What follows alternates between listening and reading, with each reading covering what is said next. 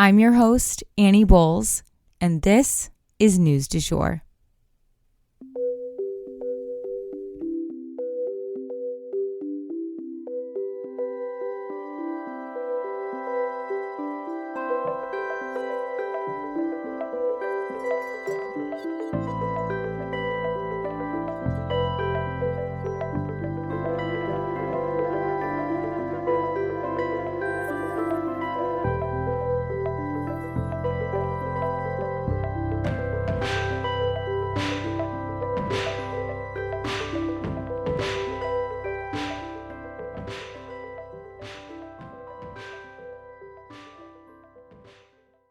Welcome to News du Jour. You may be wondering, why am I, Annie Bowles, here hosting this podcast? I usually start by telling people I'm a political baby. You see, my parents met working on Capitol Hill. By the time I was 2, I had been in my first political commercial and even got lost crawling around the West Wing. Don't worry, Al Gore found me. My family moved around a lot when I was young, and when I was 9, I attended an international school with kids from all over the world. And it is this type of global perspective that I also bring to our show. I graduated from American University after studying political science and art history in DC, as well as interning on both sides of Capitol Hill. I even interned down the hall from where my parents met. I'm now pursuing a professional certificate in journalism at NYU in conjunction with Rolling Stone magazine. I guess I was always that friend in the group who cared deeply, not just about what was going on politically, but also globally. I've often kept my friends informed through high school into young adulthood, so I guess I've always been doing a version of this show. I'm genuinely passionate about following the news, and I'm here to break it down for you every weekday. We strive to be a calmer space to consume the news, or as one listener put it, like getting your news from a well-informed bestie. I'm so glad you're here. So I wanted to issue a reminder here at the top of the episode. Tonight is the last Republican Party sponsored debate at 7 p.m. Central Time. I will be watching for us, as always.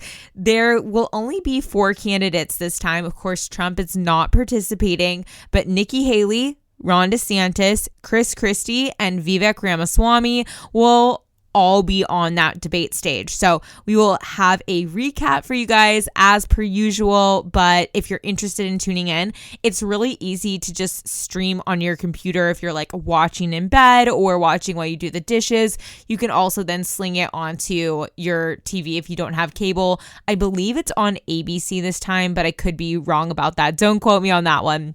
But it is easy to find online whenever these debates are going on. And with that, we will jump into our mini stories that are really short and sweet today. But I want to let you guys know that Doug Burgum has officially ended his bid for the White House. So he's no longer running for president in the Republican race. I also wanted to let you guys know that in case you missed it on our Instagram stories, George Santos has now joined Cameo.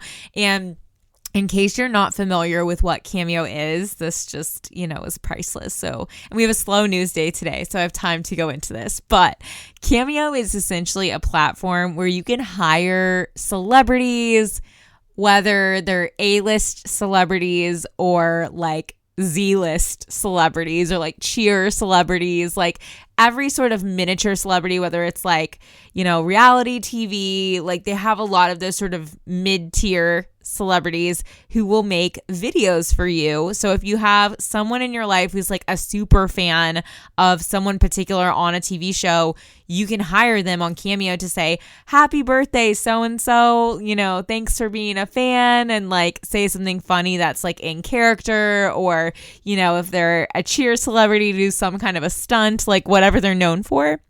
So George Santos has joined this platform, and you can now hire him to make videos for anyone you want. His pricing is $350. My colleague Emma is obsessed with George Santos, and I hope you're hearing this morning, Emma. And She says she loves his gay chaos, and I think that is really what he's embracing with this appearance on Cameo. You know, he's really leaning into the Botox of it all and the Hermes luxury of it all, and just really kind of like making a name for himself off of all of these blunders. I'm really interested in how this is all going to go and like where it's leading. So we'll definitely keep you guys posted.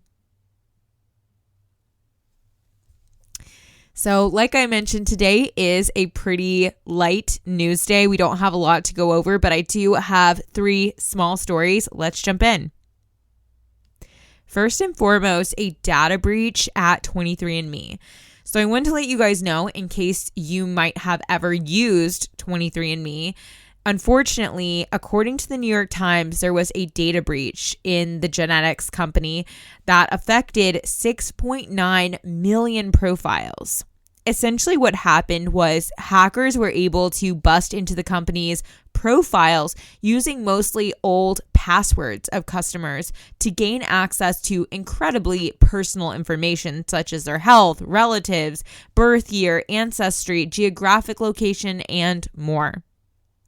Just in case you've never heard of it, 23andMe is essentially a company that can process your genetics. You send them a sample, usually it's saliva, like a test tube of saliva, and it helps connect you to where you have the most relatives around the world using your genetic profile, as I understand it.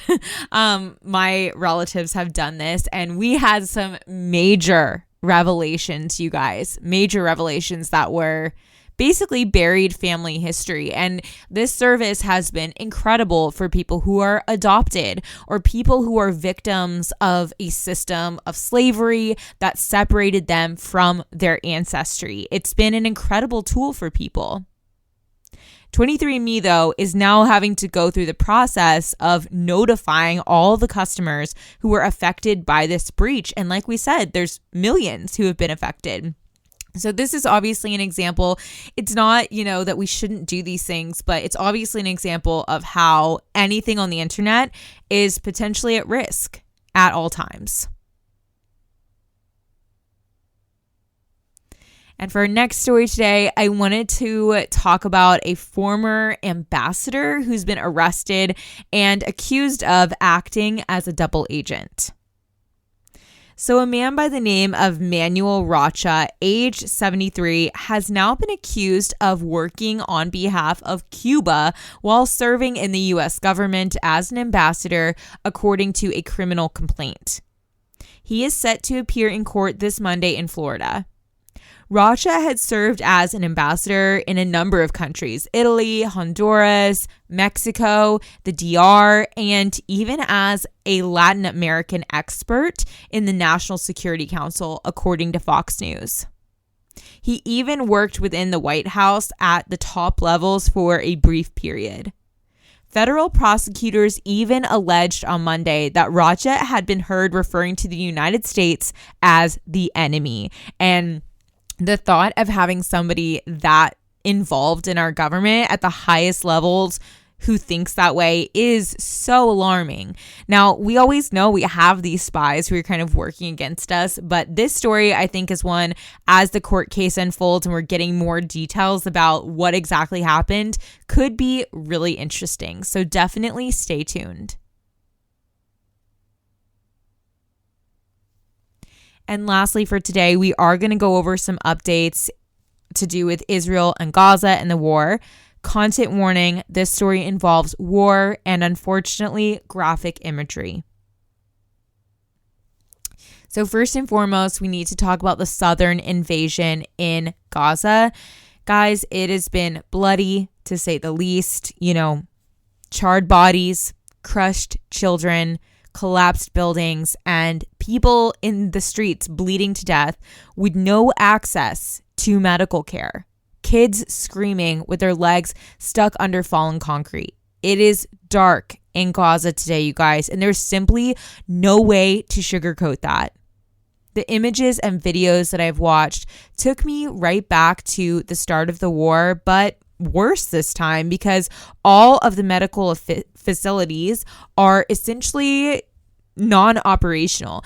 Definitely any facilities in the north are fully shut down, largely due to the fact that Hamas was likely running operations in and underneath these hospitals.